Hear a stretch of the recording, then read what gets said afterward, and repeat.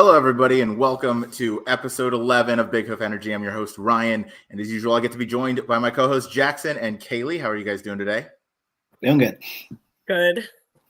Awesome. Today, we are going to be going over the 3 Aqueduct stakes and then the Derby preps going on for this weekend, and we have a couple special guests, the first of which someone I've been looking forward to bringing on this show for quite some time. Kaylie, I know you have felt the same. Jackson, you as well. Fellow NYRA person along with Kaylie. That's Maggie Wolfendale. Maggie, nice to meet you. How are you doing? Nice to meet you too, Ryan.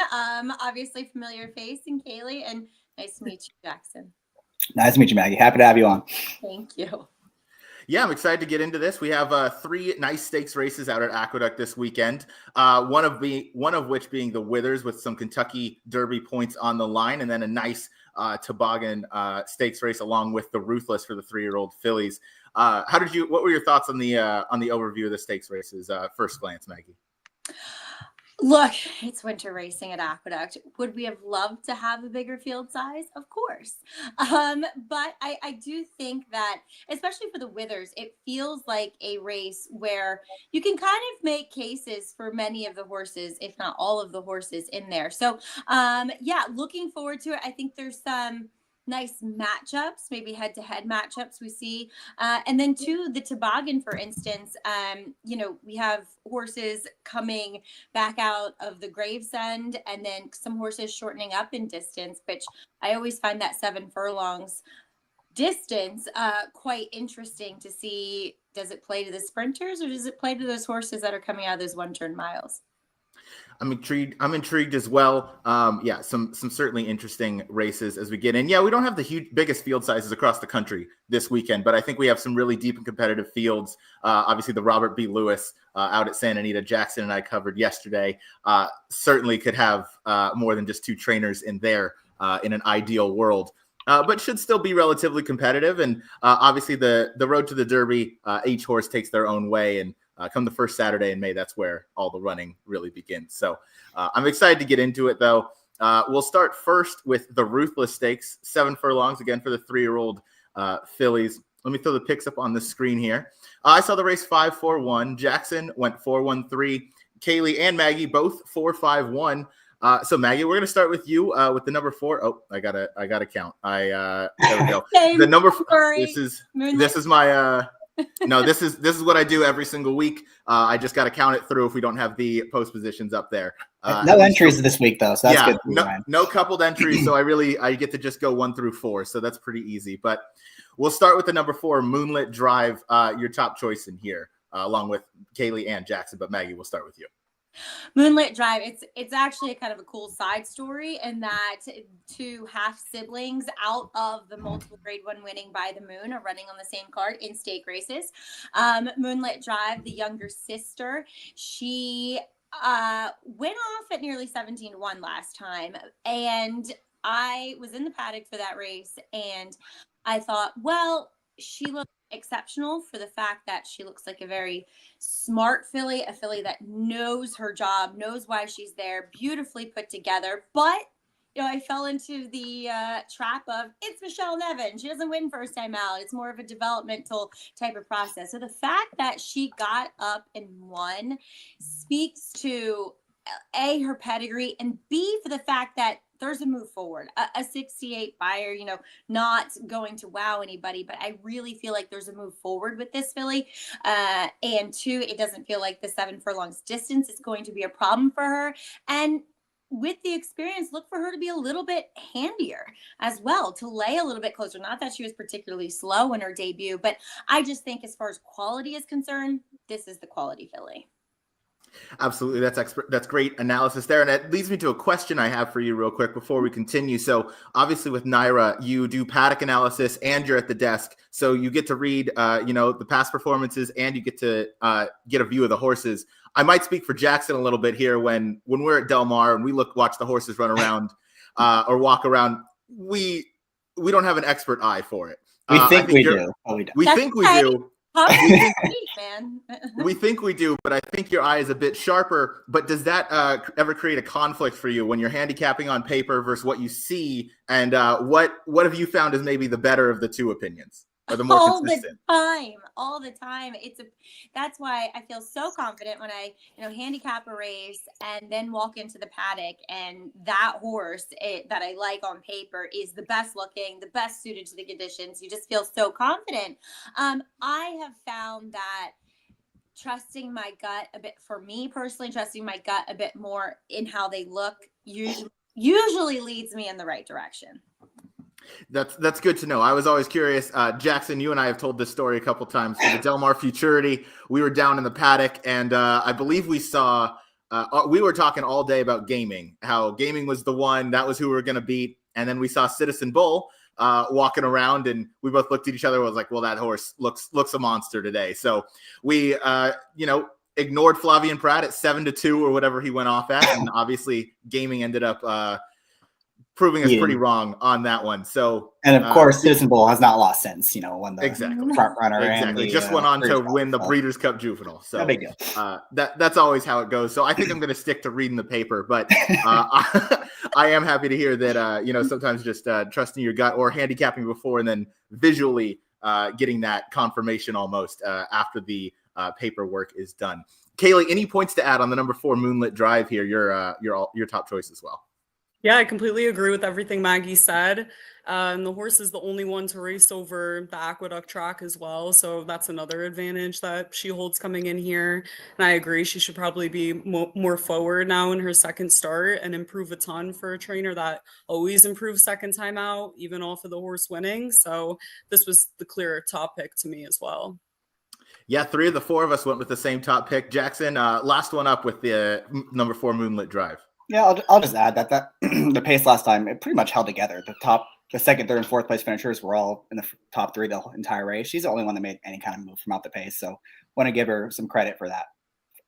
Also, the horse that finished third, Wuja Kuja, won next time out yesterday at Parks. I don't think the figure was up yet, but at least good to see one of them that she ran up against came back to win next time out. 100%. Yeah, without a doubt, it always helps to flatter the form. And I think, I picked this horse in second. I love seeing a trainer that can win first time out when they're not normally supposed to. That typically, tips the hand that horse has a bit of ability. I went one to the outside for Hollywood Beauty, kind of low-level connections. Maria Montoya is not a name I'm actually super familiar with, but I'm familiar with the horse. The last time out at Parks, I think I just happened to be watching this race. I don't know if I bet it, probably not, but watch this horse just romp in the slop. If I'm not mistaken, I think Aqueduct's going to get a bit of weather on Friday, maybe into Saturday. So depending on how the track dries out, I think this one just took a step up with the moisture in the track. Maybe it was the addition of like a light bulb angle. Maggie, I'll go back to you and then to Kaylie. You guys picked this horse in second. What did you guys see about this one? So Maria Montoya actually has shipped with success to New York. She does very well at Parks. She doesn't have, that many numbers in her stable, but I think she does a quality job with what she has. And yes, I kind of thought there were a couple ways to look at this horse. Did she just kind of proverbially freak in the slot last time? And then, you kind of go back and look through her form, and you could make a reasonable statement that this filly is just getting better, because she's only one other time did she have the opportunity to sprint on the main track. Now, granted, it was a fast track back at Parks, but that was in June of her 2-year-old year. And we just always see these horses get faster with a year under their belt. So now she ran that race at tail end of her 2-year-old season. You see an improvement there. You'll see an improvement when they first come back as 3-year-olds and as 4-year-olds. So there is a reasonable argument that was a legitimate figure, a legitimate performance for a filly who's just getting better under the tutelage of Mariah. So I agree with you. If the weather is impactful on the racetrack, she does move up in my eyes as well. Amazing input there. Kaylie, I'll go to you. This one was also your second choice. Yeah, again, completely agree with everything Maggie said. And of course, the trainer hasn't sent many horses to New York, but she did send 5 horses here, 9 starts. She's 3 for 9. So of course they're not up at this level, but clearly she knows how to spot horses in these races at Aqueduct to send them here. So that was something that stuck out to me as well. I like it. Yeah, definitely took a step up in the slop. And yeah, this trainer has had some good success shipping over. As I scroll around here, Jackson, I'm going to go out to you for your third pick before we talk about the Rail Runner, but that's the number 3 Volleyball Princess. Yeah, just needed a horse in third. This horse on debut was pretty good. I mean, she had a little bit of trouble. I think she got stopped pretty badly, actually. I watched that replay. She had to check pretty good in the stretch, and I like that she was able to overcome that, regain some momentum, and won pretty nicely. The problem is not really sure what she beat that day. I don't think the field was that great, and then came back and was well behind the 5 horse in this race. So she's going to have to find more. But when I'm looking at the pace in this race, and you look at time form, it says there's the no pace designation, which you hardly ever see. And sometimes in those kind of races, they kind of just bunch up, and it's just a kick for home. And I'm looking at the late pace figures. This filly has the best in the field by a pretty good margin, so maybe that gets her home in this spot. But probably going to use her more for underneath. There we go. I like it. Nice underneath play, Volleyball Princess, third-time starter, but improving on the buyer. The number 1 was a horse that we all have somewhere in our top 3. That is Win and You're In, the filly or the daughter out of Win, Win, Win. Kaylie, I'm going to go to you first on this one. You picked this one in third. What do you like? Well, again, I needed a horse in third, but I really like this one in third because it seems like she's going to come in here pretty aggressively, getting blinkers on, breaking from the 1 hole. She's going to have to go. And seems like, their intentions are to be pretty aggressive with her here. And it seems like she's kind of regressing a little bit in her form, but even the figures that she has been running recently, I think are, good enough to at least take a piece here as well. Yeah, I like that. Maggie, I'll go to you next for Win and You're In. Well, to Kaylie's point of the regression, she just feels like a filly that's never gone on, right? You see this oftentimes. You were talking about the aforementioned Hollywood Beauty in here, the progression upwards. This is one that, the competition's caught up with her, and they've just proven they're better than her. And watching her, while I've never seen her up close and personal physically like I will on Saturday, she just looks small. And she never switched leads. Going back to that Gasparilla, in which she was a short price, she had dead aim on the leader, and yet she couldn't outfinish that horse, and ultimately they were both passed by the winner closing from off of it. Yet to me, she at best has plateaued and at worst has gone the wrong way, and that's not going to win it. Do you think the addition of blinkers in this spot could perhaps make this horse a little sharper, maybe breaking from the rail? This horse goes to the lead and just kind of hopes to she sticks to her job? Well, she kind of has to, right? Breaking from the rail, as you mentioned, she has to be more aggressive. But last time she had that cushy outside stalking trip, and she showed nothing. So maybe Carlos putting the blinkers on, he does have success with this type of move. Sure, she could be, fast, but she's going to have to outrun Hollywood Beauty, who gets to be the last one in, often the first one out, and play the break. Who's going to my inside? So I think she's in a vulnerable position from that inside rail. And again, I don't know how good she is or if she's gone on. Yeah, this is the horse I picked in third for similar reasons. Just kind of seems to be going the wrong way. But I mean, the efforts in her second and third career starts were fairly strong. Jackson, you like this horse a bit more than the 3 of us. What did you like about this filly? Yeah, I wanted to give her more of a look than Hollywood Beauty. The thing with Hollywood Beauty for me is I don't know where the performance came from, but more than that, I don't know where the speed came from, because she was going further. And yeah, maybe you can say she just needed the cutback, but she was always like way off the pace in those mile races. And theoretically, if you're a speed horse going short, you definitely be a speed horse going long. So I wanted to make her prove it to me one more time. Maybe Win and You're In can get the job done on the lead. Blinkers on. She has to go. That's her only chance in this race. So maybe she gets brave on the front end, but I'm probably going to be ice cold in here to Moonlit Drive number 4. There we go. That is race, I believe it's race number 3. Yes, race number 3, the Ruthless Stakes at Aqueduct this Saturday. One more time with the picks. I'm going 5-4-1, Jackson 4-1-3, Kaylie 4-5-1, and Maggie 4-5-1. The next horse, or the next race rather, that we're going to talk about is going to be the 7 furlong toboggan. Let me throw the past performances back up here. 4-year-olds and upward in here. Picks are coming up on the screen. I went 4-1-5, Jackson 3-6-4, Kaylie 4-6-1, and Maggie 4-1-6. Jackson, you are the odd one out, so I'm actually going to throw it to you first. With the number 3, Castle Chaos. We mentioned a lot of runners coming out of the Gravesend in here. This is not one of them. This is your top pick. Are you just fading that race? Yeah, Coastal Mission is definitely the horse to beat. I have no doubt about that. I think he's got a huge shot in here. I just wanted a horse that's going to be a bit of a better price. I do think this is a pretty competitive field. And this is a horse that, he has some back numbers to run back to that would make him pretty tough in here. And if you want to make the case, he just was kind of tailing off form his last couple of races at Saratoga. Maybe the freshening him up is what he really needed because, you go back to the Carter, close into a slow pace, was a neck behind post time. What would post time be in this race? He'd be a big, big favorite. Ran well in the Met Mile behind National Treasure. Again, post time, Hoyts the Gold was a neck behind those horses. We go back to the Cigar Mile in 2023. Was 5 wide on an extreme rail bias day and still ran third to the likes of Hoist the Gold, Senior Bruscador.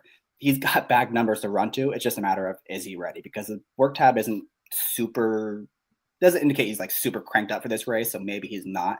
But the fact that Manny Franco shows up here, I think is a good sign. And again, he's going to be a horse that's probably going to be a decent price in here, maybe 5 or 6 to 1. We don't have the morning lines yet, but if I had to guess, that's probably about where he would be in this spot.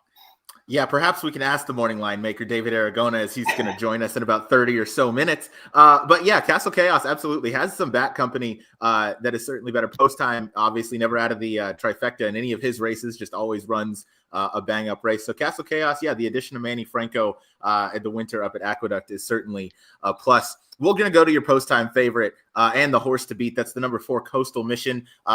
Myself, Kaylie, and Maggie all picked this horse on top.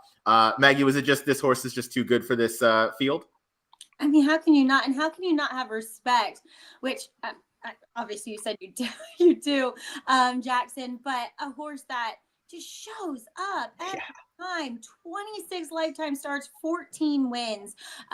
They generally don't make them like this anymore. Mm-hmm. At any point in time. They're a rarity in this day and age. And I don't even think he ran that badly, or he definitely didn't, in the Cigar Mile, in that, he kind of was chasing wide. He was kind of just in the mix of that melee, not on the pace, but just right off of it. Then the rider decided to go duck back down to the rail. I don't know if that was the smartest move in the world. But anyway, he just shows up and he runs his race. And for me, in these types of races, as we were talking about earlier with the 7 furlongs, I just feel like I want a horse cutting back a bit. And not that there is an abundance of pace, at least confirmed on paper. There's some horses that are faster going longer. So we'll see what they do, such as Nelson Avenue. But you have a horse on the outside like Gunnet, who probably, is the fastest possibly. Still, it's a little bit murky.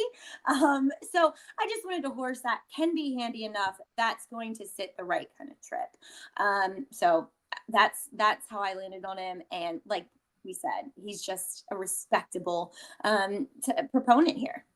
Very respectable horse in this effort and or in this spot. Matthew DeSantis, who I'm sure is also a friendly face of yours. He mentioned a couple weeks ago on our show at Aqueduct or New York circuit in general. Sometimes it's the races that look like they're loaded with pace have none because nobody sends. And the races where the pace is murky, all of a sudden you have 5 horses on the lead battling it out. But a horse like Coastal Mission, definitely the one that I want on top in here. Just never out of the trifecta at the 7 furlong distance, kind of that specialist distance. Obviously 7 wins is spectacular with this hard trying horse and is just always going to run his race.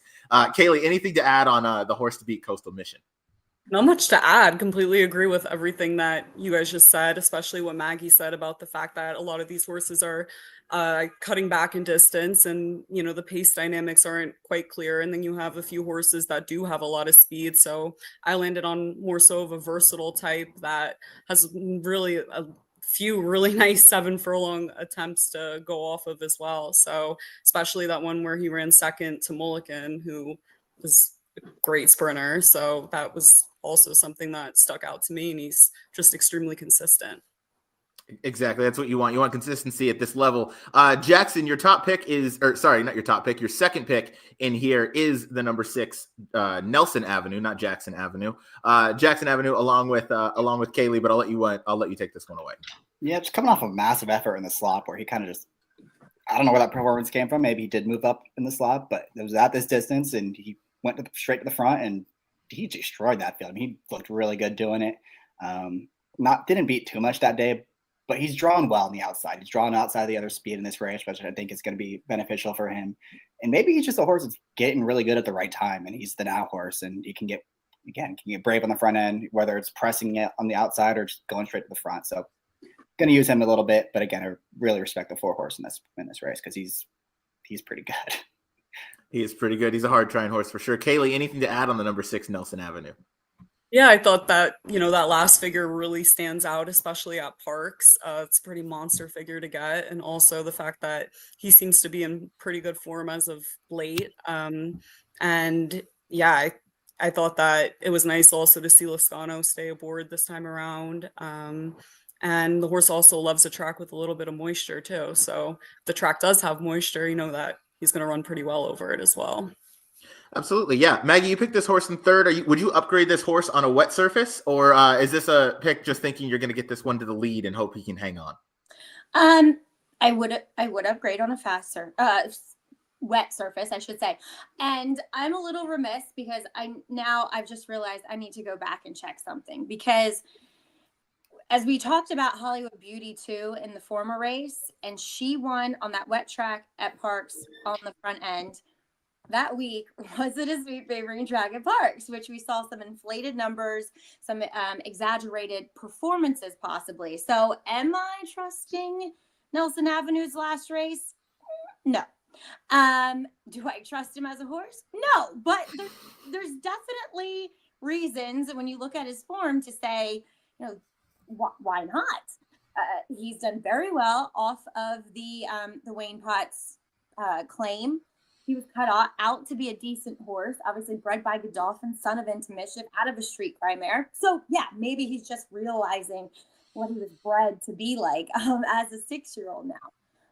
But again, like I said, I don't trust him. I want to use him protectively, but I feel like he's going to have to deal with some other speeds in here potentially, and that just doesn't help his case.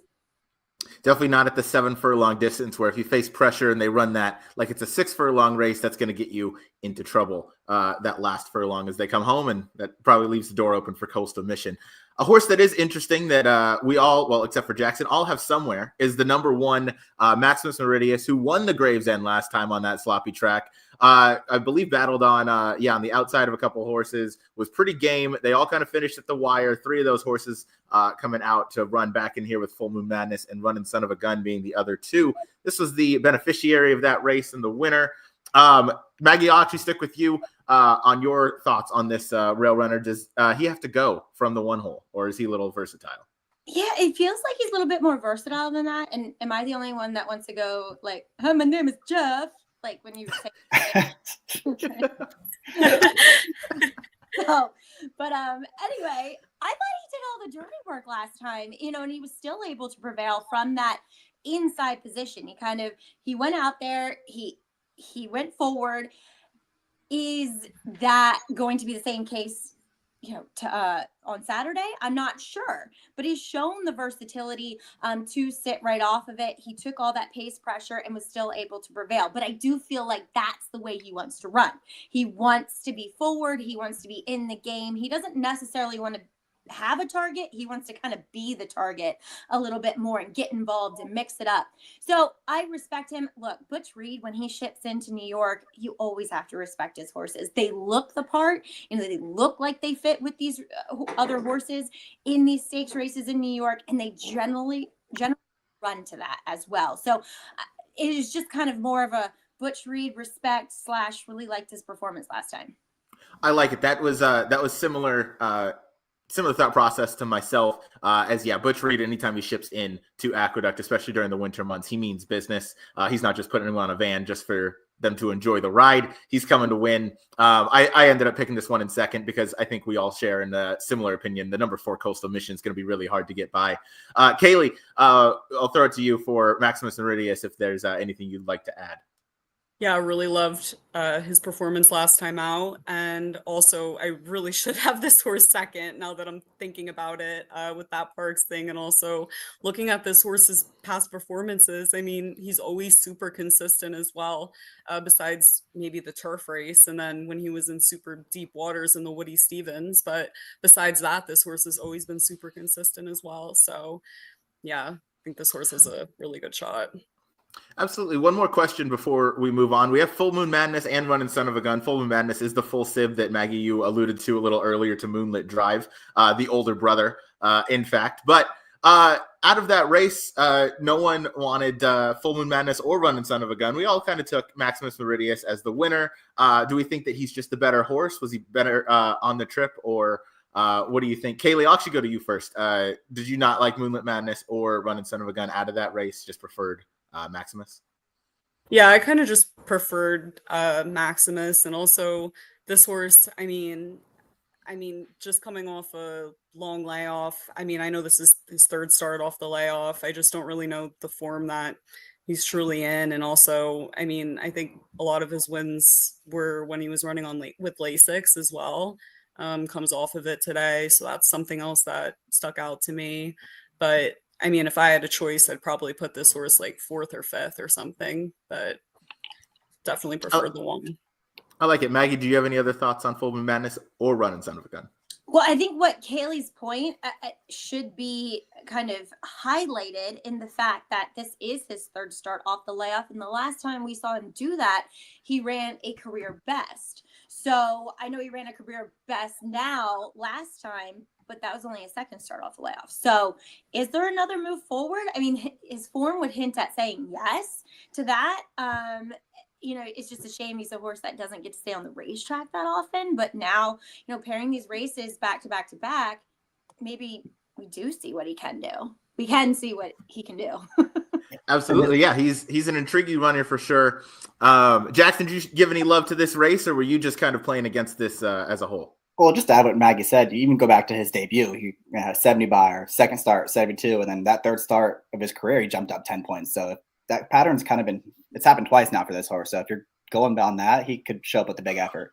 I actually thought he ran the best race coming out of that Gravesend. I just don't know how good that field necessarily was. He kind of a bit of a tough start, made an early move, and then battled the whole way with Maximus Meridius. Again, I would probably take him out of anyone else coming in that race, but I think he's got some work to do to catch up with the top contenders. I like it. I heard most of what you said. However, I did see a little furry friend join Maggie. Yeah. No. That is adorable. We got to make the entire show about the dog. What is your puppy's name? Anjay. Sorry, he's Anjay. been running around behind me. What are you getting into? So no, he needs to stay the whole time. Yeah, he does need to stay the entire time. That is race number 7. So cute. That is race number 6, the Toboggan Stakes. Next up, actually one more time with the picks. I have the race 415, Jackson 364, Kaylie 461, Maggie 416 with Coastal Mission, the horse to beat. Next up, we have Derby points on the line. I don't have Anjay's picks, but I have the 4 of ours. Picks are up there. I have the race 541, Jackson 164, Kaylie 674, Maggie 756. We're going a mile and an eighth. Again, 3-year-old boys or fillies if they want to participate in it. Maggie, your top pick is the number 7 Omaha to the far outside.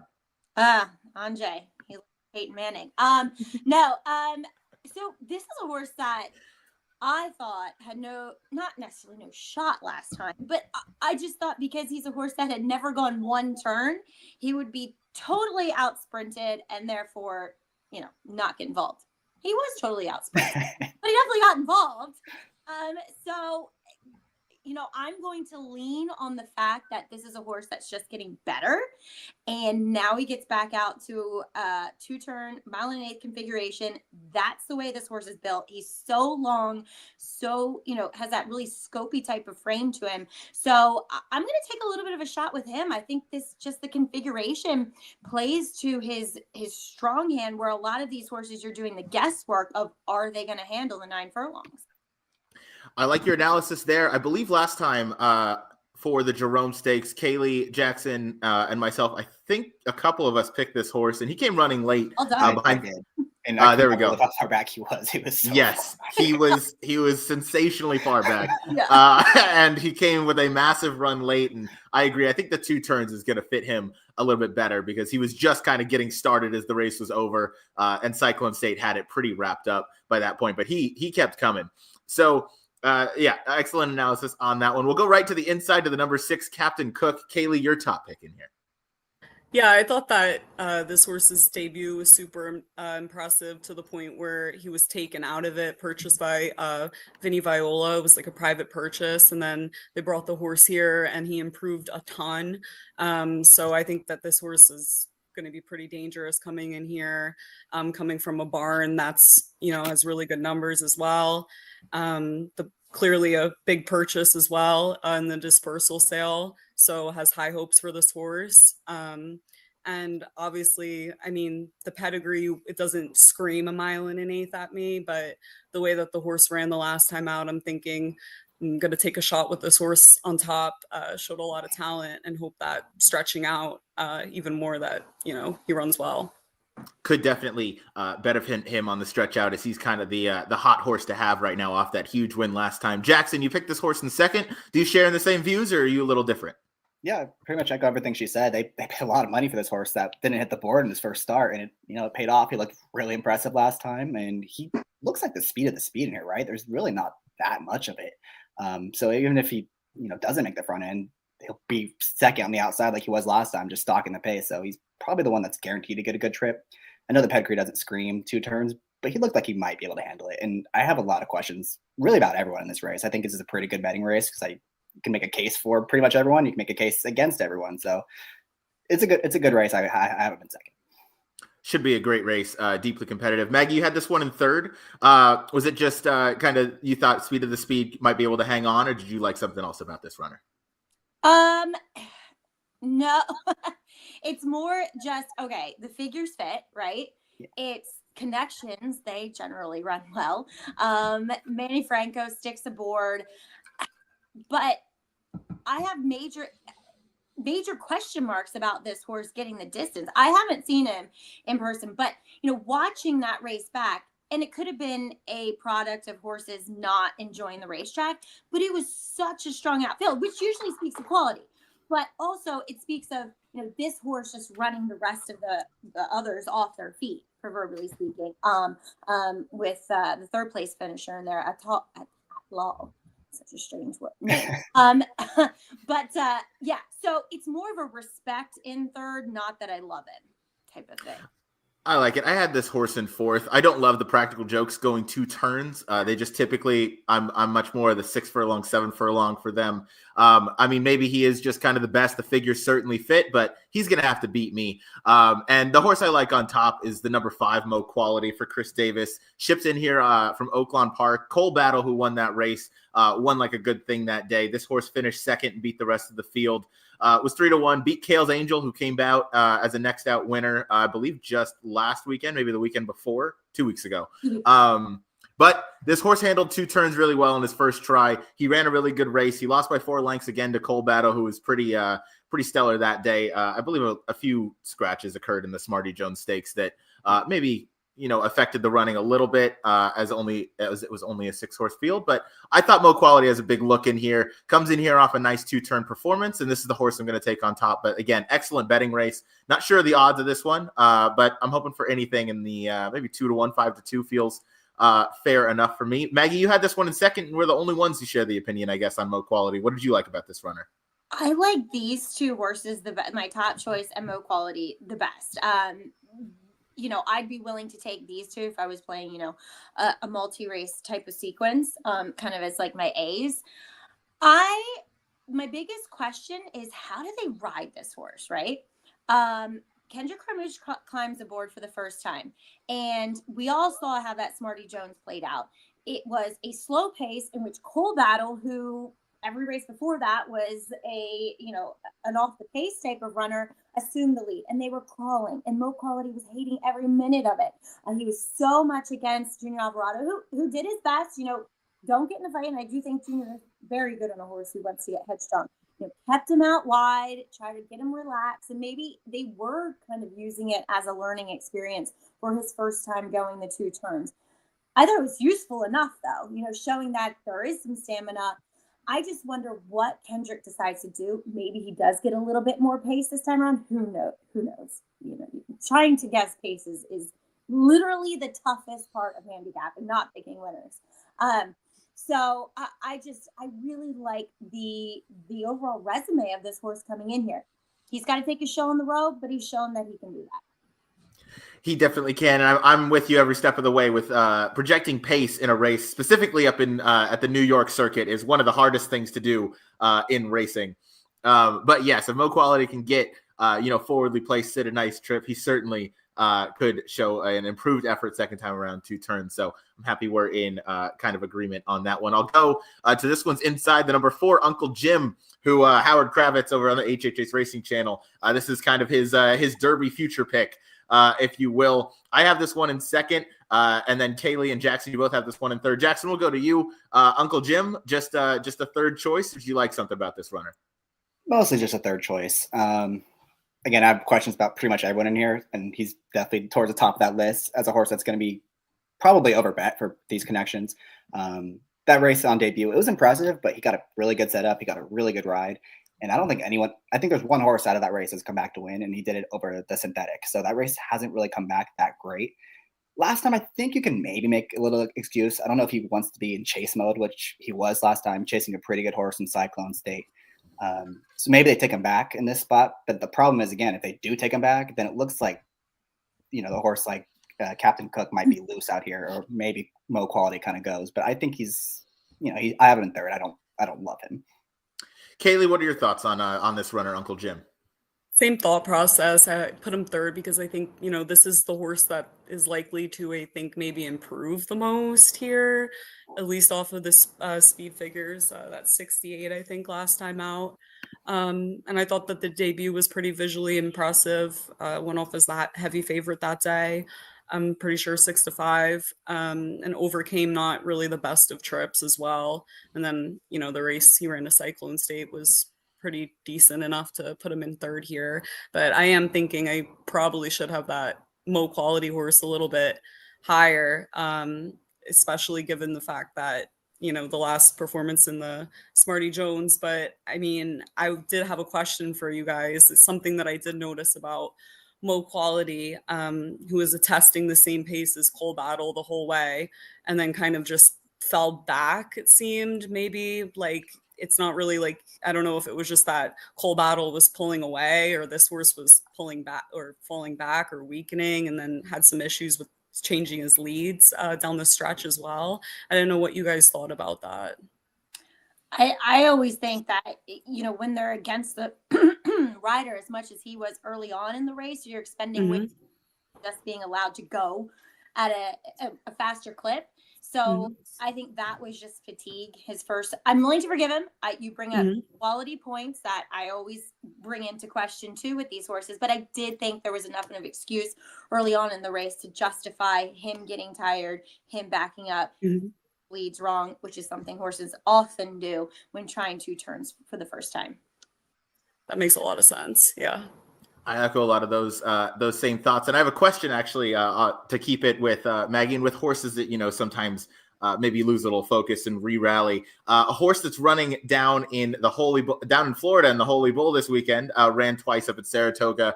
Name is Ferocious, and he has had a couple of the weirdest last few races in memory where he seems to lose interest and then just re-rallies strongly. He finished second behind Chance McPatrick on a really weirdly run race, and then I did the same thing in the Breeders' Cup Juvenile.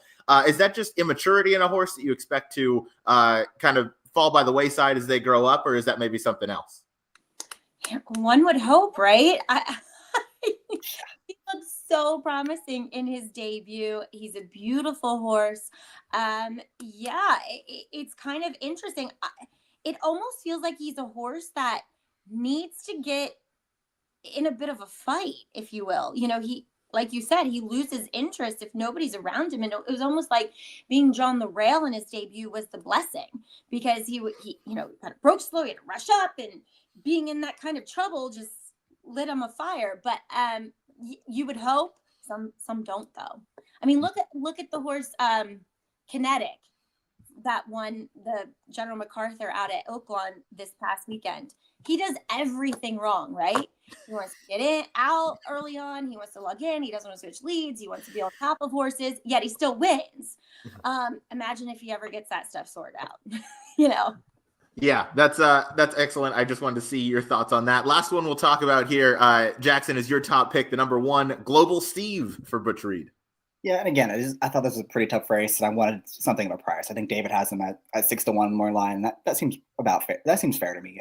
I liked his first 2 starts. He ran. I know they came at Parks, but I liked what I saw. And on debut, he was a little slow out of the gate. Kind of ran up on heels for a good quarter of a mile of the race, coming around the turn. And once they angled him out there, he blew the doors off that field. Looked really good doing it.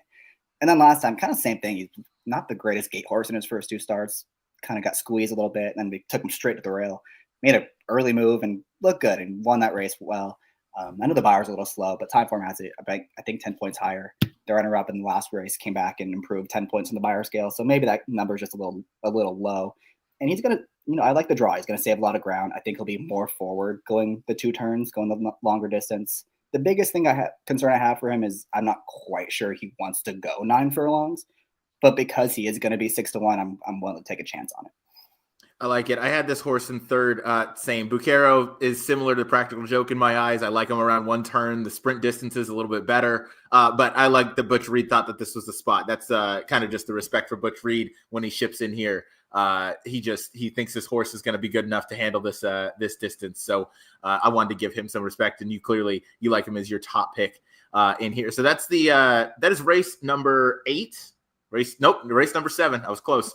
Race number 7, the Withers Stakes, where I am going 5-4-1, Jackson 1-6-4, Kaylie 6-7-4, and Maggie 7-5-6. Those are the 3 New York Stakes races.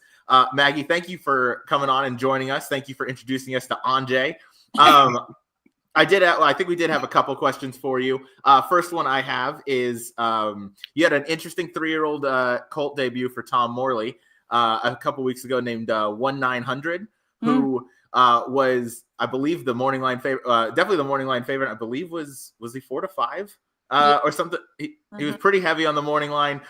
He ran a pretty good race, I believe, finishing 3rd that day. How did he come out of that? And then what's kind of the plan going forward? No, all things good for him. Got away slowly that day. He showed some greenness, which we weren't necessarily expecting, but the horses, they always keep you humble. So looking forward to him. Oh gosh, Tom told me when he's running, and now I can't remember, but it's soon. It will be in February. Looking forward to him. He's a beautiful horse. I mean, really well put together. He's big, he's strong. So hopefully he can make good on the workouts and the stuff he's done in the morning, in the afternoon eventually. Yeah, I hope so too. I'm excited to see him hit the track again because obviously pretty well thought of, and the works did look very strong. Kaylie, did you have anything? Yeah, he was super nice. I remember picking him on top that week and watching all the sales, any pictures I can find of him online. And then I went and looked at him in the paddock. He was so beautiful. But anyway, yeah, I was just wondering if there was also maybe any other horses just in general that you're excited about for the Derby or the Oaks. I know it's super early, but any ones that pop out in your mind? Trying to think here. Goodness, not off the top of my head. Jeez. Look, watching the Southwest up close and personal on Saturday, it felt like there were a lot of trips in there. And a lot of horses that you need to go back and watch. Obviously, sorry, I've told distracting me as well. So definitely Sandman is one that you want out of there. I respect the winner. I thought he was very good. But you talk about pedigrees. He's a Tappet. He looks like he wants to run all day. He showed that in the Southwest. Obviously looking forward to him moving forward. And I'm completely blanking on everybody else. Really looking forward to, oh my gosh, what's his name? The Brendan Walsh Godolphin horse. East Avenue? East Avenue. Thank you. Yeah. Avenue. We've talked about Jackson Avenue. We've talked about somebody else's Avenue, but him. But I'm really him coming back in the Risen Star. Awesome. Me too. Yeah. I'm so excited for him. Definitely, yeah. Kaylie's been a huge fan of East Avenue, so excited to see him come back and debut in his 3-year-old season. Maggie, obviously you have Anjay, you have your daughter, and you have many other things going on, I'm sure. Thank you so much for all the time that you took to go over these stakes with us. This was wonderful having you on. We'd love to have you on again sometime. I really enjoyed it. Absolutely. Thank you so much. As you can tell, Anjay is so thrilled. I'll make sure to get Anjay's picks next time you join us, because we're going to need his expert analysis. Thank you so much for having me, guys, and good luck, and have a great night, and have fun talking to David. Thank you. Thank you he's so much. he's take care. Thank you again, Maggie. Bye. Thank you. All right, that was Maggie Wolfendale. Obviously worked for NYRA. That was excellent. And now, without wasting any more time, we get to bring on the morning line maker for New York, writes articles for DRF. He's a superb handicapper as well. He does everything well. That's David Aragona. David, nice to meet you. Thank you for joining us. Hey guys, thanks for inviting me on. Absolutely, our pleasure. Before we get into the 3 Kentucky Derby prep stakes, had a couple questions. I'm sure my co-hosts do as well. First one I have is you make the morning lines for the NYRA circuit, which making morning lines in general is not an easy job. But being a handicapper as well, how do you make the morning lines and then separate that from your opinion of who you think the horse to beat or the horse that's going to win is? Because that can't be an easy way to go about it. Yeah, it was definitely something that was new for me when I started making the lines. I kind of got thrust into making the lines for NYRA without any prior experience making morning lines. So really had to devote a lot of thought to how I could kind of separate my own handicapping opinion from what the public is going to do. And making the morning line is really just an exercise in psychology and like figuring out how the betting public is going to view a race, angles that are relevant to the race, trainers, jockeys, and the combination of all of these things. So really for me, I kind of try to do the handicapping as the second step after I set the line. I try to not even develop really too many opinions about who I'm going to pick or bet in a race when I just first sit down to make a morning line and just kind of highlight all of the angles that I know are going to move the tote board. And, you figure what those are by just watching how people bet races and just taking note of which trainers, jockeys take money, different situations. So just kind of going through a race and highlighting all of those factors that are going to be relevant, and then deciding how much weight they really deserve and kind of putting all those puzzle pieces together to make a line. And then after that, typically I'll go back and try to handicap the race. But I do try to separate those two endeavors because when you try to do them at the same time, I do find that it's hard to kind of turn that side of my brain off. Like making my own opinions while I'm trying to set the line is difficult to do. Absolutely. That's got to be tough. And I'm sure every race, clearly every race is different where, some races may be on the easier side where you have a coupled Chad Brown Klarovich entry with Pratt and Irad riding them. But then the other one, which will lead me to my second question, the maiden races where sometimes we'll see a horse at even money on the morning line, mainly thinking up at Saratoga where you have, highly touted horses for Rapoli stable or Klarovich or whoever. You'll have a horse that's even money on the morning line, has never started before. Is that a horse that there's just kind of buzz around New York? Is it just from watching workouts or how do you kind of go about making those morning lines for a horse that, has never really stepped foot on the track and maybe just has some buzz? Yeah, obviously I encounter the most number of those type of races during the Saratoga meet, and those kinds of Saratoga maiden races are sort of a double-edged sword because it's a lot of work to compile all that information, and there's so much information out there that you can absorb, whether it be pedigrees, workouts, trainer statistics, everything that goes into, figuring out which first-time starters are going to be the live ones. But they're also, with there being so much information out there, I feel like I can get a pretty good handle on where the money's going to go. So I do prefer setting lines on those types of races as opposed to maybe a race in the middle of winter at Aqueduct with a bunch of first-time starters where I have no information and you're just kind of guessing. There are less variables in those races because typically trainers, jockeys end up moving the board a lot. So I find that those types are they're easier for me to get a handle on. Obviously, there'll be surprises. Sometimes there's buzz about a horse that you're not privy to. But I do find it, when you put the work in, it's a little easier to get the maiden races right. Absolutely. Yeah. Thank you for that analysis. Jackson, I'll go to you next. Jackson, any questions for the man, David Aragona? Yeah, my one question is, I've been listening to you for a couple of years now, whether it's on NYRA or the DRF podcast you had and read your analysis, and you obviously do a lot of trip work. How many replays a year do you think you watch? Because I know you're very, very in tune to watching a lot of replays. It really depends on the kind of race. When I'm handicapping a card at NYRA, where I'm already familiar with a lot of the horses, or I remember just having watched a race 3 weeks ago, if it's not a trip that I kind of pegged as one that I had to go back and reanalyze, I can kind of bring it up in my memory or try to, I'll watch a race for one horse and keep in mind that those other horses from the race are running either in the same race or other races on the card. So you kind of are able to cover a lot of ground by just keeping tabs on the circuit on a daily basis. When I'm handicapping races from other tracks, I do find that I have to handicap or watch a lot more replays. For instance, now I'm doing a lot more videos on the Daily Racing Form YouTube channel and handicapping races from other tracks around the country. And I might not be familiar with all of the horses from an allowance race on a Friday at Oakland. So for that kind of race, I find that, maybe I have to watch 30 replays to get a handle on a 12 horse field. So you have to put a lot more work in, but I do find it's worthwhile. Incredible. Thanks for that answer. Kaylie, any questions for David Aragona?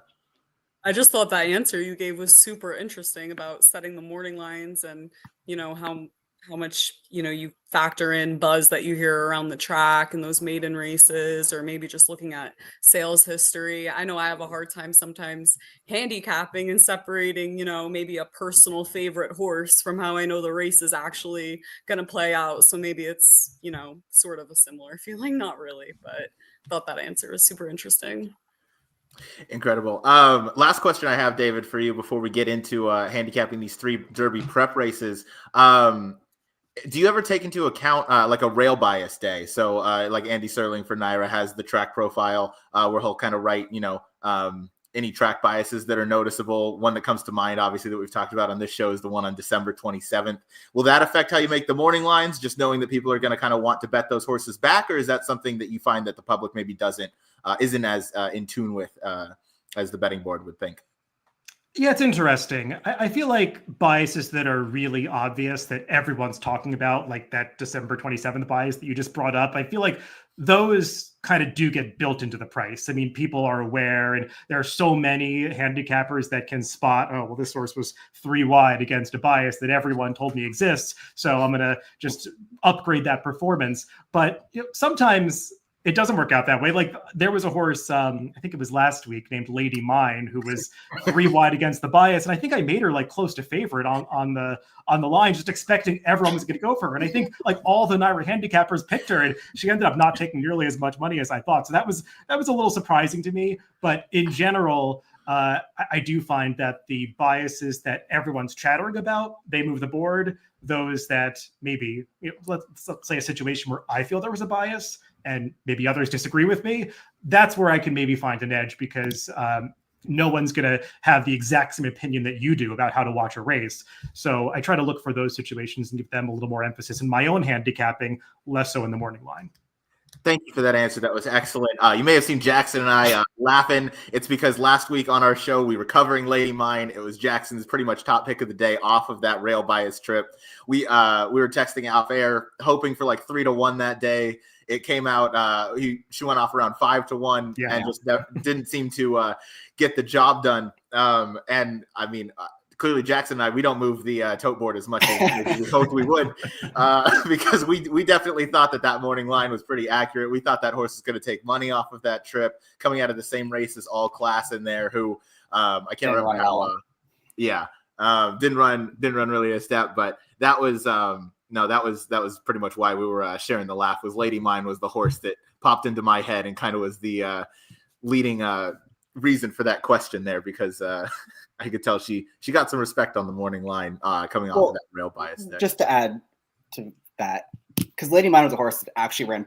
She was wide the whole way on that day and actually ran pretty well. So how do you separate a horse that actually ran well while running wide, or horses that there were a lot of horses that day that were 4 wide and completely ran off the track? ran up the track and didn't show up. So how do you like try to incorporate that for next time? Because you don't really know if that was just was she a no-show or is it because of the track that day? It's one of the hardest things to do. Because a bias is something that's very difficult to quantify. I mean, you observe that it's happening, you notice the trends, everyone's winning on the same path or with the same running style. But the hard question to answer when you're going back to handicap those races or analyze the performances is how much did it matter? How many lengths was the horse cost? And those are really difficult. Like there have been a couple of days throughout the past year at NYRA. I think of a day, especially from January of 2024. I think it was a 2-day period where like if a horse was 4 wide, it was getting eased. Like horses were losing by 20, 30 lengths. And on a day like that, I feel like I could say with confidence, well, a horse might have lost by 15 lengths and maybe it was the best horse. You don't know. I mean, it mattered that much. But most of the time when you're pointing out biases, maybe the horses cost 3 lengths, 2 lengths, 5 lengths. It's hard to say. And being sure about those kind of things really matters in your handicapping. I mean, if a speed figure is 10 points or 15 points higher or lower, that matters a lot. And we're kind of talking about the same thing with the track bias. So, I mean, I try to keep an open mind with that stuff. And the other important point that I would make is monitor how horses do running back from those days, because don't just always go with your first impression. Maybe some of the horses that rode or what you thought were a rail bias came back and won. And maybe the bias that you thought existed wasn't really as strong as you thought it was. So I always try to be nimble about those observations that I make. Awesome. Another great answer. Thank you. Thank you for that. Okay, we'll get on into the first of 3 races that we'll cover, and we're going to touch on the Wither Stakes again as race number 7 this Saturday at Aqueduct, mile and 1/8 again for the 3-year-olds. You see our picks up there. I have it 5-4-1, Jackson 1-6-4, Kaylie 6-7-4. David, we have your picks up there as well, and you have the top pick that we did not have. Neither did our friend Maggie Wolfendale. That's the number 2 Surfside Moon. What did you find interesting about this runner? Well, I'm going out on a bit of a limb with this horse. And obviously, if I'm highlighting a horse like this, I'm of the opinion that we're probably not seeing the Kentucky Derby winner in the Withers. That remains to be seen. But typically, this is not one of the stronger or more productive Derby preps out there. And just given all of the uncertainty about a lot of these horses either classing up at this level or especially getting the 9 furlong distance, which maybe outside of the horse drawn all the way on the outside, I don't think we can have confidence that any of them are going to get the 9 furlongs.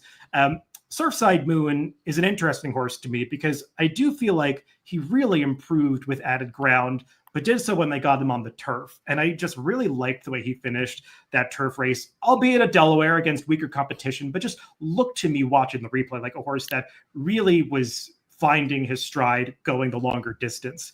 And he's only routed on dirt once in his career. That was the Laurel Futurity 2-back. And I just hated the trip and ride he got that day. He was off a little slowly. He got stuck in traffic, multiple points on the turn. He got shuffled back a little bit, was again in traffic, had to alter course in the stretch. He was just never in position to do anything in that race and still was actually kind of trying at the end. I don't know how strong that field was overall. Obviously, Studley Do-Right is kind of the recognizable name from that race, and he came back and disappointed a little bit in the Jerome. But, I mean, he had some credentials underneath him, and he would fit in a field like this.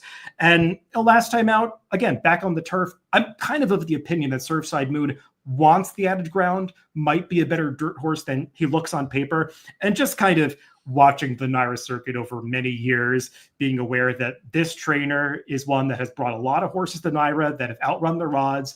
The stats might not look so stellar if you look them up in Formulator, but just something I've observed over a long period of time, that when Chuck Lawrence brings horses to NYRA, they tend to do well, even if they look a little overmatched on paper.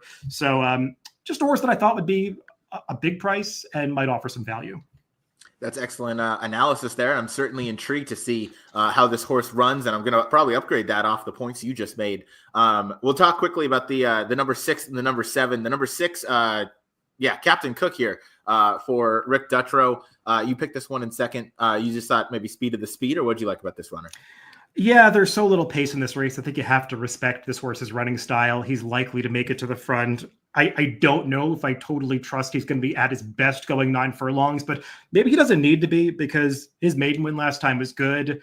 they knew he was going to run that way for him to get bet down to 1-2. Obviously, this was a horse that had a bit of a trip in his debut race, and they paid a lot of money for him, over $400,000 after that at the Mary Lou Whitney dispersal for the new connections to pick him up. And yeah, the big win was in the slop last time, but you had to like the way he drew away from that field. The pedigree gives like mixed signals with regard to the distance, but kind of watching him, he's got a longer stride to him. He seems like a pretty sizable horse. So it's not like there are any negative signs watching his race that would suggest he can't go this distance. And sometimes a horse that gets out in front in a moderate pace doesn't really matter if they're not cut out for the 9 furlongs.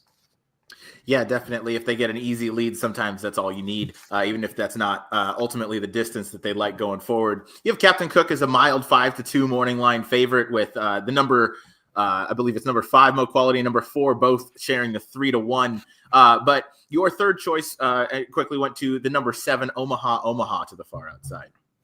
Yeah, he just feels like the reliable horse to get the distance, whether or not he gets the pace to close into, or if he really turns out to be this kind of horse, I think remains to be seen. But you know he's going to be finishing at the end. I mean, the Jerome was actually a cutback for him. It was his first time going around 1 turn. All of his 4 prior races have been 2-turn affairs. So, I mean, he's got plenty of experience going longer distances. And I mean, there is like nothing but stamina breeding on the bottom side of his pedigree. His dam, interestingly, is actually a full sister to Big Blue Kitten, who wanted to go 1.5 miles on the turf. So stamina is not an issue. We'll just see if the others are finishing at the end and if he can pick them up. Yeah, I'm excited to see this race. Jackson mentioned this is probably the best betting race on the program. And sure, this one wasn't easy to kind of find who to make the morning line favorite, although I'm sure it was easier than race number 5, the 1 mile state bred maiden $25,000 race.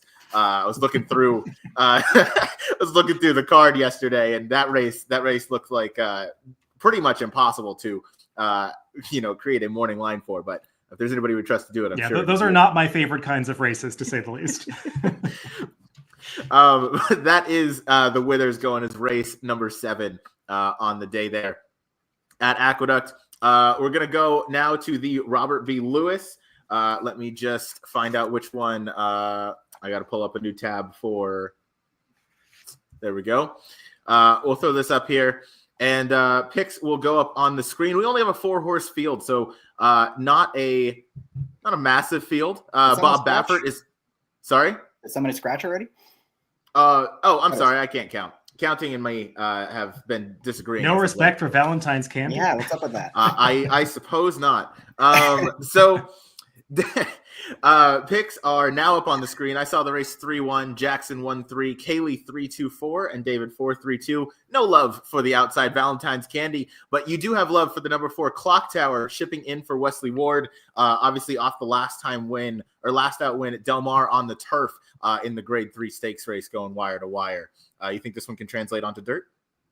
Yeah, obviously this race kind of runs through the 3 Baffert horses, and the 2 and the 3 are the more likely winners of this race. I'm just hoping that Clock Tower is a fair enough price to bet in what is kind of an unplayable race.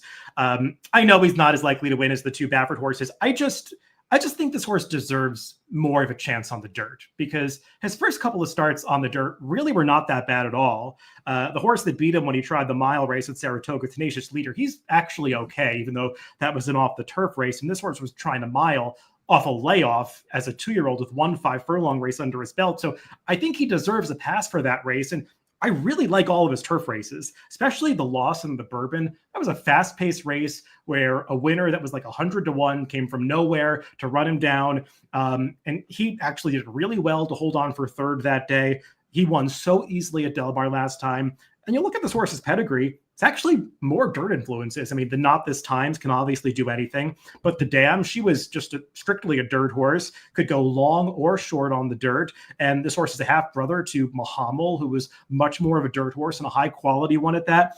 And, Wesley Ward, he's got a reputation for doing so well with the 2-year-old sprinters. He actually is often underrated by the bettors in these longer races, especially on the dirt. I found this crazy deer formulator stat for him, where going turf to dirt routes over the past 5 years, he's actually 10 for 21, 48% with a $3.13 ROI. So just totally counterintuitive what you'd expect for Wesley Ward.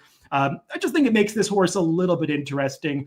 And speed often does so well in these mile races at Santa Anita. I'm just hoping he gets an aggressive ride and maybe throws the Baffert horses off their game a little bit. Yeah, he certainly could throw a wrench into the works for the likes of the number 3 Rodriguez and the number 2, your Breeders' Cup Juvenile winner, Citizen Bull. You have Citizen Bull in third. Jackson and I don't have him anywhere.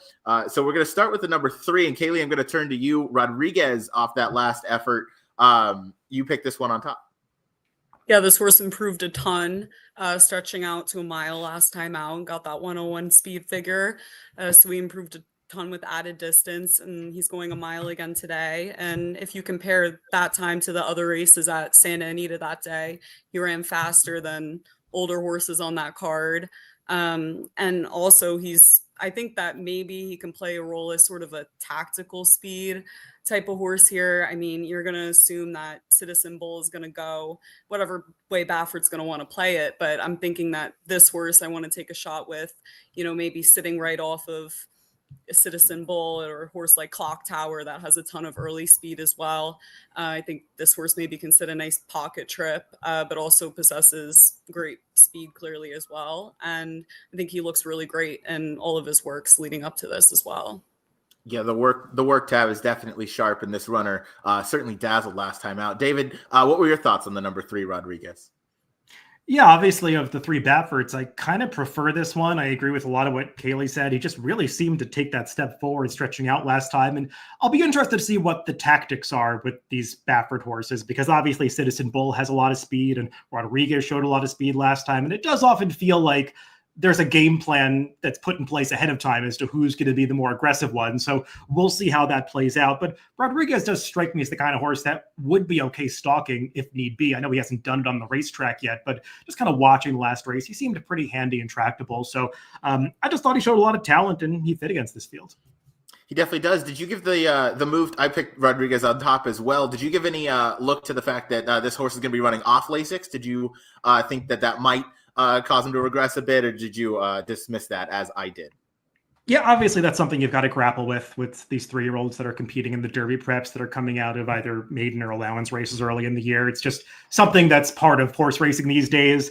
I try to not put too much stock in it with these young, lightly raced horses that typically are just going to improve anyway with the experience under their belt. So until it's proven that he can't do it without Lasix, I'm not going to make some conjecture about it. Yeah, I like it. I'm interested to see him run a horse that I'm relatively against. Jackson, I think you share in the same sentiment as we talked about this race yesterday. The number 2 Citizen Bull off of the Breeders' Cup Juvenile win. I'm pretty much against this horse as I am gaming until they can prove me wrong, pretty much going forward. So if this horse beats me, that's all right. But Kaylie, you picked this horse in second. Did you think that horse was just better than the rest in the Breeders' Cup Juvenile and is just going to come back stronger than ever? No, I mean, the horse wasn't better than the rest in the Breeders' Cup Juvenile. He just took advantage of the fact that, no one else broke and they all kind of waited and he was really the only one to go. But nonetheless, I mean, you can't take away, I guess, his resume coming into this. He's clearly a really talented horse. He's the 2-year-old champion. I think he's also a horse that's very physically impressive and will have, no problem. I mean, he's handled the distance before. And, the big question, the reason why I put him second is, as talented as he is, he's maybe in a race now where he's going to face, maybe a bit more pressure up front. The Wesley Ward horse is a bit of a question mark with really how fast he's going to be. So, I think it's a good opportunity to play against, but I don't think he's a non-factor clearly as well. So definitely put him third. He's certainly got a good bit of ability. David, what were your thoughts as you had Citizen Bull in third? Yeah, I agree with a lot of what Kaylie said. Just when you start to take apart the last 2 races, it just kind of feels like he had everything his own way. I mean, you summed up the Breeders' Cup Juvenile well. I would even go back to the American Pharaoh and say it kind of felt with the way that race played out, that they just kind of decided that this near 700,000 son of Into Mischief should get a grade 1 that day. And Baffert was in control to make that decision. So they rode the race that way and he ended up in the winner's circle. I feel like this is a way more competitive pace scenario, even though it's a small field and kind of sorting out who really belongs in the Kentucky Derby. At some point, they've got to give this horse more of a test. So I kind of don't think that they're just going to hand him the lead in this race. And I wonder if he's going to be able to stand up to the pressure. Yeah, I'm curious if maybe they try to rate him or if they just send him again, maybe faces some pressure from Clock Tower. And then I don't know how much of a runner Valentine's Candy is going to be against this group, but if they send him to the lead, as you know, you should any long shot in a race like this, that's pretty much the only chance that horse is going to have. Just send him to the lead, see how long he can hang on for. So, you know, maybe Citizen Bull faces some adversity for the first time in his young career, and we'll get to see him get a little battle tested. Quick check with the comments. Matt Miller, good to see you, David. Incredible service you continue to provide to horse players. Price discovery is so tough these days, and you help so much. Obviously, good friend and constant viewer of the show and supporter, Matt Miller. Great guy through and through. That is the Robert B. Lewis. I think the B stands for Baffert. Jackson, sorry. Yeah, we do have to show some love. We do have to show some love to the number one horse, Madaket Road. Sorry, that's a host fail on me. Take it away, Jackson. Your top pick in here, the Baffert we haven't talked about yet. I'll be quick. Look, this isn't a great betting race, obviously, but if Clock Tower isn't sent to the lead, I don't know why he's in this race. And I feel like Rodriguez is probably the best of speed in here. It's tough as far as the backers go. It's tough to know exactly what they're going to do. But I'm hoping those two go. They hook up. And I'm just not sold on Citizen Bull overall. If you look at the one time he didn't win, he was nowhere near the lead, and he really didn't run that well in the Del Mar Futurity, even though he had a pretty good trip in that spot. So I'd be against him in this spot. Maybe Madaket Road is the right horse. He's sitting off of a duel between the 3 and the 4 in this race. And I liked what I saw last time. I think we talked about it briefly that the 6 furlongs, it looked like he was just kind of getting started last time. I'm not sure what was in that race, but the number came back okay, and he does strike me as a horse that's going to get better going longer. So he's probably going to be other Baffert in this race, excuse me. So I'll give him a tiny look in a race that doesn't look that playable. Yeah, I like this runner too. I picked this one in second. And the more I looked yesterday after our show, I think that this weird opinion. I think Madaket Road is going to go to the lead. He's the one horse that shouldn't go to the lead. Feels like that's kind of what ends up happening in these races with 3 Bafferts. It's like, okay, 2 have shown speed. 1 clearly likes to come from off of it. So we'll send that one to the lead. I don't know if that's going to happen. I've loved Madaket Road since the debut. Bet him on the debut. Did not bet him on the maiden special weight run back. I bet San Saba off of all the hype that was surrounding that horse on his debut, and he just came back to win last weekend. But Madaket Road, I'm excited to see this one stretch out around 2 turns, as I think he's really gonna flourish. And this would probably be my my horse to watch out of the Baffert barn, kind of going forward with the ability he's already shown. So that is the Robert B. Lewis. Now that we've talked about all of the horses to talk about, my bad, Jackson, did not mean to leave you out of that one. Next up, we are going to go down to South Florida and talk about the Holy Bull Stakes. Let me throw the past performances up here in just a second. Gotta switch all of the share screens that we have, but now they're up on the screen here. I'll put the picks up for the Holy Bull. I picked the race 7-3-6, Jackson 3-7-4, Kaylie 2-4-6, and David 4-7-3. There we go. We're all over the place. I like it. I know. I like it. We're going a mile and a 16th here. Again, 3-year-old Colts or fillies, if they decide to enter Kentucky Derby points, are on the line. We're going to start with the number 4. That is Guns Loaded, coming off of a win in the Mucho Macho Man listed stakes last time out here at Gulfstream Park. This is your top pick in the race, David. You thinking he's running it back? Yeah, we'll see. He probably has to run better than the Mucho Macho Man if he's going to win this race. Just kind of looking at this race as a whole, and obviously in terms of a quality standpoint, this is the Derby prep this weekend that kind of has the most meat on the bones of horses that, you know, feel like they could really go somewhere on the Derby trail in numbers. I mean, I could see any one of maybe 5 horses winning this race and actually turning out to be pretty good. And Guns Loaded is one of those. I have to admit, I was a little disappointed in his Mucho Macho Man last time because he had shown so much talent as a 2-year-old and had won his maiden race at Churchill. Like, he might be a really nice horse. And, you know, he took all the money in the Mucho Macho Man with good reason and kind of opened up at the quarter pole like he was going to win that race for fun, and just got kind of leg weary late. It got really close on the wire with Treaty of Rome. It was coming at him at the end. What I did like about it was, if you watch the gallop out, Treaty of Rome never goes by. Guns Loaded kind of re-engages when that foe comes up to him and gallops out well. So there might have been a little bit of playing around for this horse. If you watch his prior races, he sometimes has a tendency to hang on his left lead and get a little goofy in the stretch. So I'm kind of keeping that in mind. And I know that the buyer figure came back very low for the Mucho Macho Man. When you go through the chart of that race, it's kind of easy to make the case that maybe that race got a little underrated from a speed figure standpoint. Plenty of horses in there run faster numbers and then were shown to regress on race day.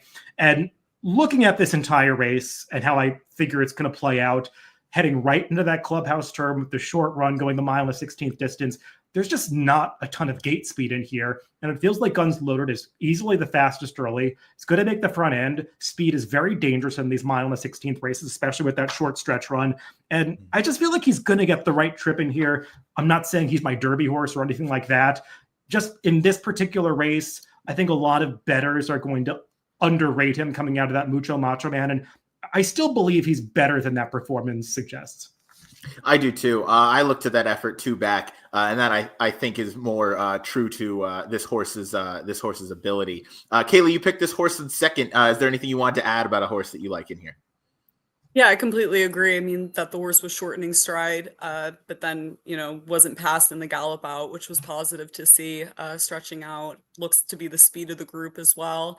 I landed on a different horse on top, the number 2, Ferocious, who's coming back after that Breeders' Cup effort. And Ferocious is a horse that, I'm in it more so for the long haul for him, but I'm thinking that he's a big question mark in here. He gets blinkers on.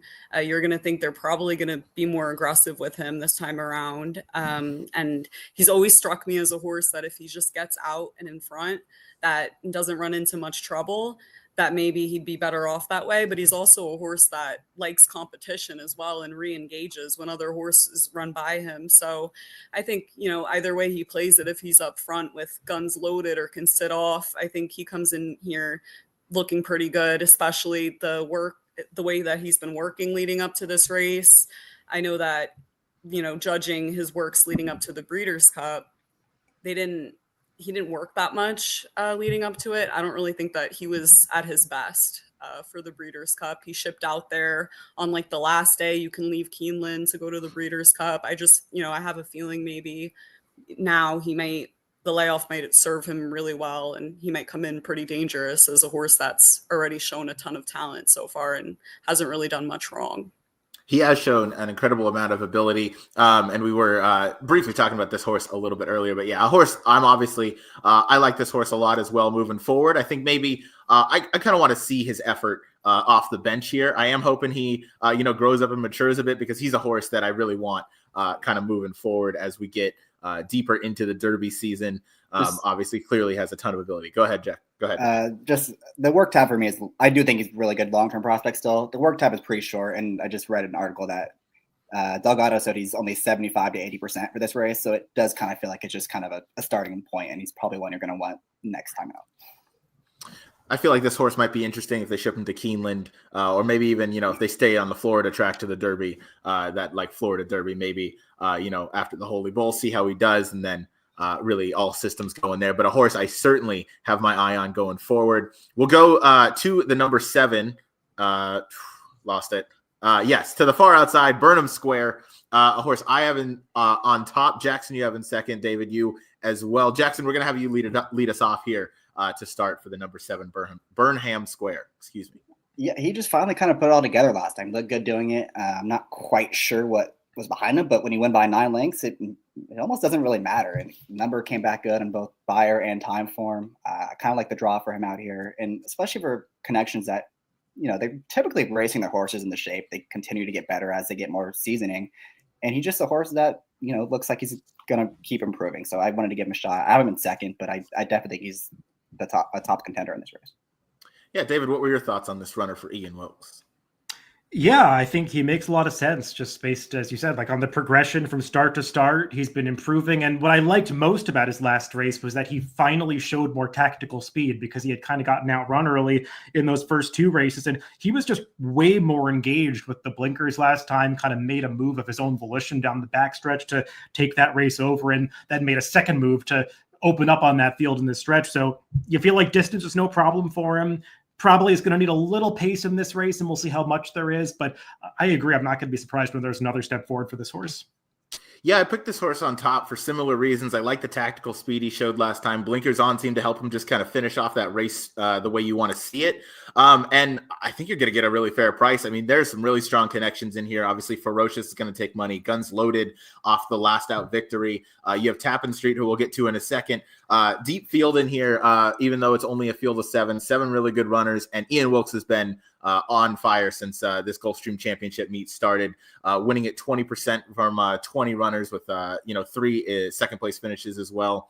I'm with Jackson. I like the draw a little bit. I think he kind of gets into the race at the right time. Should have the lead, turning for home dirt for the short stretch. So I'm hoping that's enough to hang on. So that was enough to take Burnham Square on top for me. Tappan Street, however, Jackson, is your top pick. I have this one in second and David in third. This one was ridden pretty much like a bicycle last time out, but seemed to have all the ability. So you think 2 turns is going to be the sweet spot? Yeah, we'll see. I mean, I've been hearing about this horse since his debut. I never watched it. I kind of just, okay, yeah, the horse looked good. And then Howard kind of showed us the workout last week with Patch Adams, and he kind of blew the doors off of Patch Adams. I know Patch Adams didn't run that great last week, but he's still a very talented horse. And, I finally put the replay on a couple hours ago, and I'm watching it. I'm watching him in the far turn, and he's dropping back. I'm like, how the heck does this horse win this race? And he kind of just, as soon as they hit the top of the stretch, he finds another gear, and he went right on by that field. And everyone out of that race came back last weekend. I know Bob Mo ran okay, but I can't think of the horse that won for Brian Lynch. She won on the Pegasus undercard, and then horse that finished towards the back came back on Sunday and got an 80 buyer figure. So that race is coming back. Brockton Blaze, there it is, or Solid, one of those two. The race is coming back pretty live, is my point, and he looked really good doing it. I don't, again, he's a horse that looked like he was just kind of getting started last time, going 7. I don't think the 2 turns is going to be a problem for him. Saya shows up here instead of for Guns Loaded. I think it's a good sign. And he was pretty close to a hot pace last time. So I don't think he's going to be, outrun early. He'll be right behind Guns Loaded, I would hope. And he just seems like a pretty exciting prospect for Brad Cox. The only downside, he's going to be the favorite in this race, going to be short price, but he's one I want to look for moving forward for sure. Yeah, this horse being the favorite in this race off that last effort. I bet him on the debut. I heard Brad Cox was in town. He's never down at Gulfstream. So I was like, okay, this horse must be a bit of a runner. I think it was his only one on the card, and they're turning for home, and this horse is dropping back under a full ride. And I was like, well, that's that. I guess burn some money on a first time, Brad Cox horse. And then he figured out his job and figured out what it was supposed to do. David, you have this horse in third. Do you think this horse just kind of figured out what his job was coming down the stretch, and he's just going to take a step forward in his second career start? Yeah, I really had all the same observations as Jackson. I mean, just a horse that really needed all that motivation to finally kind of switch over to his right lead and finish off that race. And, if you saw him striding across the wire, he just gave you that impression that 2 turns is going to be right up his alley. And his pedigree is the same thing. I mean, there's so much stamina on the bottom side. And yeah, I have watched the workouts as well. This horse is obviously, I mean, you could say he's a morning glory, but I mean, he obviously was able to duplicate it in the afternoon, and we'll see if there's a little more there based on, what he suggested he might have in some of those morning workouts.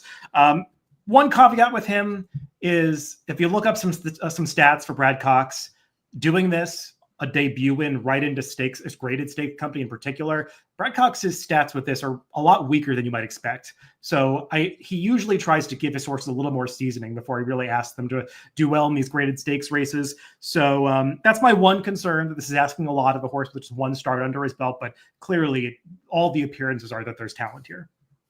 Absolutely. Yeah, that's expert stat drop in there for Brad Cox going second-time starter into stakes company. Last one we'll talk about here is going to be the number 6 Burning Glory. Kaylie, I'm going to turn to you. You and I both have this horse in third for Bill Mott. Of course, it wouldn't be a Big Hoof Energy show if Bill Mott wasn't one of the picks on here. So what did you like about Burning Glory? Ships down to Gulfstream for the effort.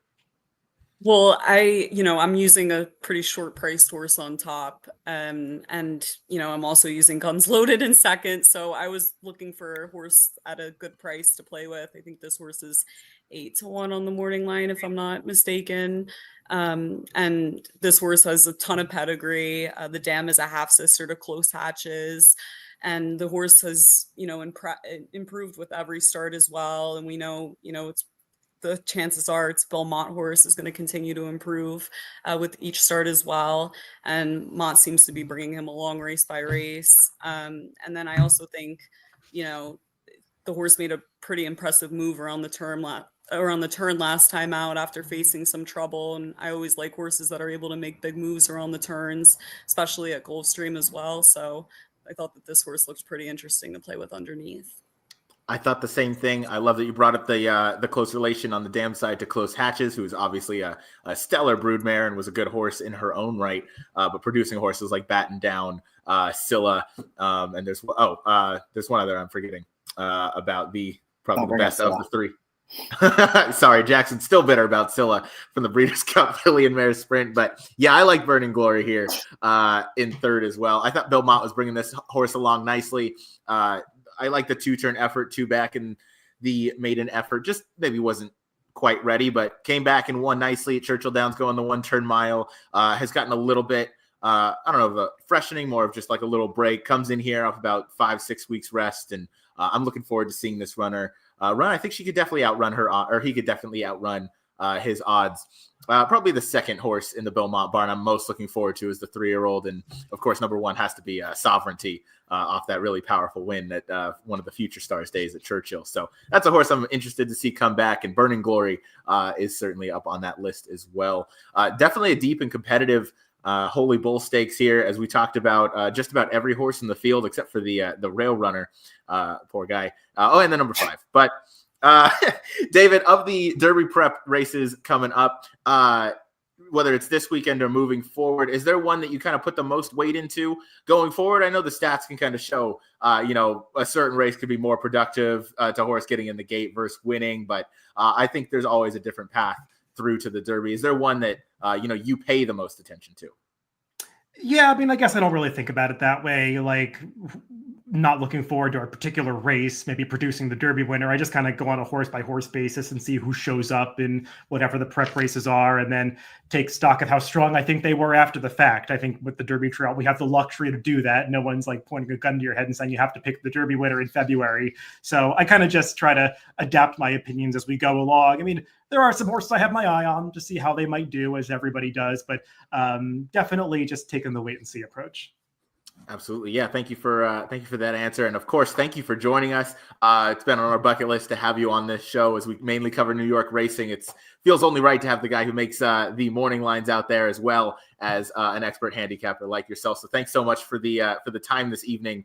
And I'm looking forward to hopefully having you back on again in the future and talking some more horses. Sure. You guys do a great job. Thanks for having me on. Of course. Thanks so much, David. Thanks, David. Take care. We'll talk to you soon. All right, that was David Aragona. That was fantastic. Thank you so much to David and to Maggie for giving us their time. Thanks everybody for watching.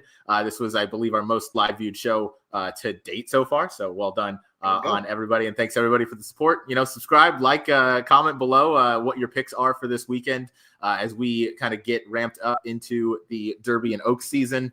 Of course, there is also an Oaks prep going on down at Gulfstream Park. There is the Forward Gal Stakes, which has a nice field, and then Santa Anita for Sunday is going to have the Las Virgenes. Jackson, you and I on Friday for Get Bucked are going to be covering the Sunday late pick 5, and we'll probably touch on the Las Virgenes as well, because it's only a handful of horses in there as the trend of small-ish fields this weekend kind of continues. But it should be a really stacked late pick 5, as there are a lot of runners in that sequence. But Kaylie, is there a race this weekend you're most looking forward to of the 3 Derby or the 6 stakes races, 5 stakes races, or 3 Derby preps that we went over? Yeah, I'm excited for Ferocious to see how he runs back. I know I, took a bit of a chance putting him on top. I know it's risky, but I'm excited for him to come back and, to see if he can replicate that talent we once saw. And also I'm really excited for Tenma and Cipriani showdown on Sunday. So that should be a lot of fun. That's right. That's going to be in the Las Virgenes out west. That should be an excellent showdown. And I like your pick of Ferocious. That is definitely, in my opinion, I think the most talented horse in the field. Is just a matter of if that's the spot where he's going to be able to win. But I mean, we've seen crazier things happen at Gulfstream Park, where a horse doesn't have to be 100%. Sometimes horses just don't show up. They don't like the surface. It might be one thing or another. And Ferocious has been consistent, if nothing else, in the start to his career. So I'm excited to see him. But that was a really fun show. Jackson, I'll turn the question to you now. What stakes race this weekend are you most looking forward to? It's got to be the Holy Bull. I think it's the deepest field. I think it's has the most quality. I mean, I know the one out in Santa Anita does as well, but who knows how competitive that one will be. So definitely the Holy Bull. Excited for both of those, and still looking for a Derby horse at this point. So looking forward to some good performances, hopefully. I am too. Do you think we see the Derby horse this weekend? Ask me Saturday night. Okay, I will keep that in mind. But thank you again for everybody that tuned in and watched. Jackson and I, we will be back Friday evening, most likely. Go ahead and good luck with all of your bets this weekend, whether that's horizontal, vertical, or in a circle. And we will see you. We'll see you next week for Big Hoof Energy. I'm Ryan, Jackson, and Kaylie. Thank you, guys.